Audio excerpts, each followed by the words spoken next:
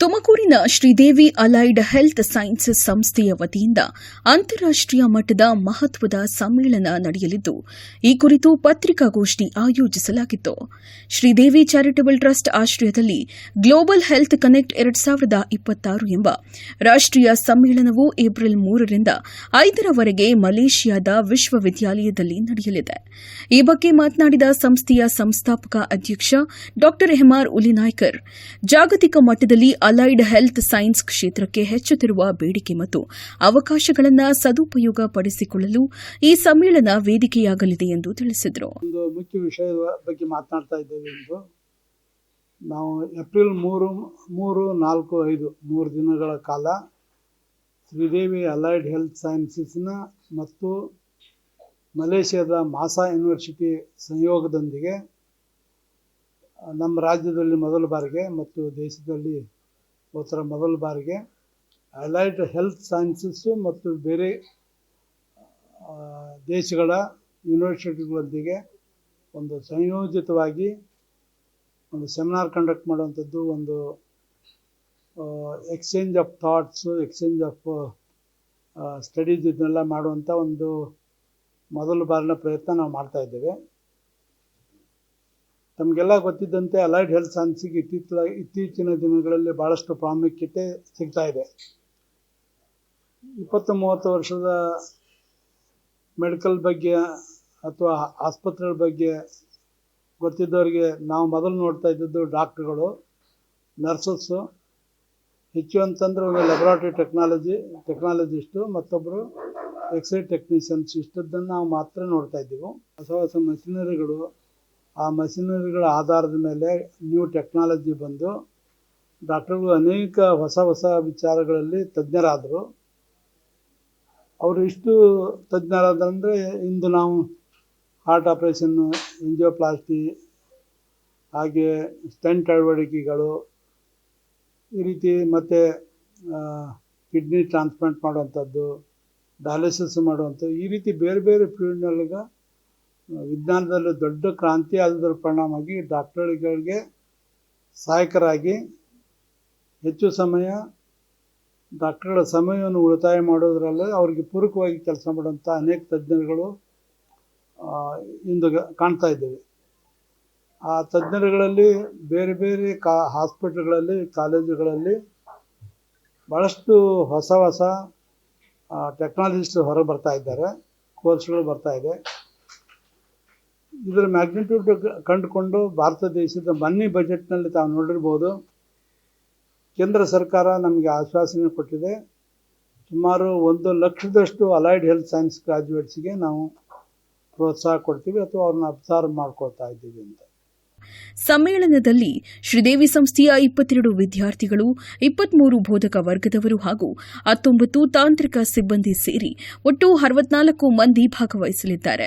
ಆರೋಗ್ಯ ಸೇವೆ, ವೈದ್ಯಕೀಯ ವಿಜ್ಞಾನ ಹಾಗೂ ಸಂಶೋಧನೆಗಳಲ್ಲಿ ಜಾಗತಿಕ ಸಹಯೋಗವನ್ನು ಉತ್ತೇಜಿಸುವುದು ಈ ಸಮ್ಮೇಳನದ ಮುಖ್ಯ ಉದ್ದೇಶವಾಗಿದೆ. ವೈದ್ಯಕೀಯ ಶಿಕ್ಷಣ ಮುಂದುವರೆಸಲು ಆಸಕ್ತಿ ಹೊಂದಿರುವ ವಿದ್ಯಾರ್ಥಿಗಳಿಗೆ ಅಂತಾರಾಷ್ಟೀಯ ಮಟ್ಟದಲ್ಲಿ ತಮ್ಮ ಪ್ರತಿಭೆ ಪ್ರದರ್ಶಿಸಲು ಇದು ಉತ್ತಮ ಅವಕಾಶ ಎಂದು ಅವರು ಅಭಿಪ್ರಾಯಪಟ್ಟರು. Allied and physiotherapy commission chairman ಆಗಿದ್ದಾರೆ, ಅವರು ಚೀಫ್ ಗೆಸ್ಟ್ ಆಗಿ ಬರ್ತಿದ್ದಾರೆ. ಅಲ್ಲಿನ ಮಾಶಾ ಯೂನಿವರ್ಸಿಟಿ ವಿಸಿ ಕೂಡ one of the chief guest ಆಗಿದ್ದಾರೆ. ಈ ಒಂದು ಕಾನ್ಫರೆನ್ಸ್ಗೆ ಯೂನಿವರ್ಸಿಟಿ ಕಡೆಯಿಂದ 32 ಜನ ಒಂದು 3 ತಿಂಗಳು ಸತತವಾಗಿ ಕೆಲಸ ಮಾಡ್ತಿದ್ದಾರೆ ಆ ಯೂನಿವರ್ಸಿಟಿಯಿಂದ. ಮತ್ತೆ ಪೇಪರ್ ಪ್ರೆಸೆಂಟೇಷನ್ ಮಕ್ಕಳೇ ಅಲ್ಲ, ಡಾಕ್ಟರ್ಸ್ ಪಾರ್ಟಿಸಿಪೇಟ್ ಮಾಡ್ತಿದ್ದಾರೆ. ಹೊರಗಡೆಯಿಂದ ಕಲ್ಕಟ್ಟಾದಿಂದ 3 ಜನ ಬರ್ತಿದ್ದಾರೆ, ತಮಿಳುನಾಡಿಂದ 2 ಬರ್ತಿದ್ದಾರೆ. ಅವರೆಲ್ಲ ಪೇಪರ್ ಪ್ರೆಸೆಂಟೇಷನ್ ಮಾಡ್ತಾ ಇದ್ದಾರೆ. So it's a very big forum. ಮಕ್ಕಳಿಗೆ ಬರೀ ಒಂದು ಸ್ಮಾಲ್ ಯಂಗ್ ರಿಸರ್ಚರ್ಸ್ ಹಾಸ್ಪಿಟಲ್ ಇದ್ದಾರೆ, ಸ್ಮಾಲ್ ಚಿಕ್ಕ ರಿಸರ್ಚ್ ಕೆಲಸಗಳು ಮಾಡಿ ಒಂದು ಪೇಪರ್ ಪ್ರೆಸೆಂಟೇಷನ್ಸ್ ಎಲ್ಲ ಮಾಡ್ತಿದ್ದಾರೆ. ಇವ್ರಿಗೊಂದು ಇಂಟರ್ನ್ಯಾಷನಲ್ ಫೋರಮ್ ಒಂದು ಕಲ್ಪಿಸ್ಕೊಟ್ರೆ ಅವ್ರಿಗೆ ಅಲ್ಲಿನ ಬೆಸ್ಟ್ ಪ್ರಾಕ್ಟೀಸು, ಇಂಟರ್ನ್ಯಾಷನಲ್ ಲೆವೆಲಲ್ಲಿ ಹೇಗಿರುತ್ತೆ ಎಕ್ಸ್ಪೀರಿಯನ್ಸ್ ಅನ್ನೋದು ಅವ್ರಿಗೂ ಎಕ್ಸ್ಪೋಸ್ ಆಗುತ್ತೆ ನಮ್ಮ ಮಕ್ಕಳಿಗೆ ಅನ್ನೋ ಒಂದು ಉದ್ದೇಶದಿಂದ ಚೇರ್ಮನ್ ಸರ್ ಇದೊಂದು ನಮಗೊಂದು ಅವಕಾಶ ಮಾಡಿಕೊಟ್ಟಿದ್ದಾರೆ. ಸೊ ಮಕ್ಕಳಿಗೆ ಬರೀ ನಮ್ಮ ದೇಶ, ಬರೀ ತುಮಕೂರು ಅನ್ನೋದು ಬಿಟ್ಟು ಹೊರಗಡೆ ಏನು ನಡೀತಿದೆ ಅನ್ನೋದ್ರ ಬಗ್ಗೆನೂ ತಿಳುವಳಿಕೆ ಬರುತ್ತೆ. ಇದಲ್ಲದೆ ತುರ್ತು ವೈದ್ಯಕೀಯ ಸೇವೆ, ಹೃದ್ರೋಗ, ಅರಿವಳಿಕೆ ವಿಜ್ಞಾನ, ಜೀವಕೋಶ ವಿಜ್ಞಾನ ಹಾಗೂ ಕೃತಕ ಬುದ್ದಿಮತ್ತೆ ಆಧಾರಿತ ಚಿಕಿತ್ಸೆಗಳ ಕುರಿತು ತಜ್ಞರಿಂದ ಉಪನ್ಯಾಸಗಳು ನಡೆಯಲಿವೆ. ಭಾರತ, ಮಲೇಷಿಯಾ ಹಾಗೂ ಇತರೆ ದೇಶಗಳ ತಜ್ಞರು ಭಾಗವಹಿಸಿ ತಮ್ಮ ಅನುಭವ ಹಂಚಿಕೊಳ್ಳಲಿದ್ದಾರೆ ಎಂದರು. ಅದರಲ್ಲಿ ಸೈಂಟಿಫಿಕ್ ಕಮಿಟಿ ಫಾರ್ಮ್ ಮಾಡಿ ಆ scientific committee they have chosen top 25-30 students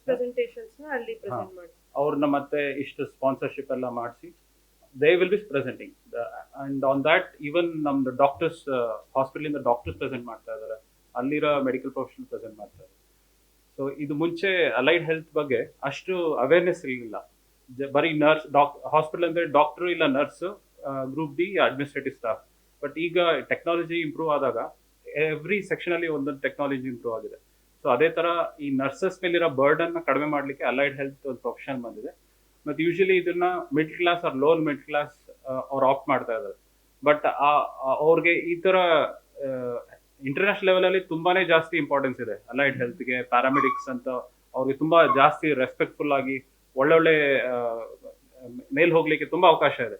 but ಇಂಡಿಯಾದಲ್ಲಿ ಈಗ ಅದನ್ನ ಪೋಸ್ಟ್ ಕೋವಿಡ್ ತುಂಬಾನೇ ಇಂಪಾರ್ಟೆನ್ಸ್ ಬಂದು ಅದಕ್ಕೊಂದು ನ್ಯಾಷನಲ್ ಕಮಿಷನ್ ಆಗಿದೆ, ಈಗ ಸ್ಟೇಟ್ ಕಮಿಷನ್ ಆಗಿದೆ. ಸೊ ನಾವು lot of awareness is being created.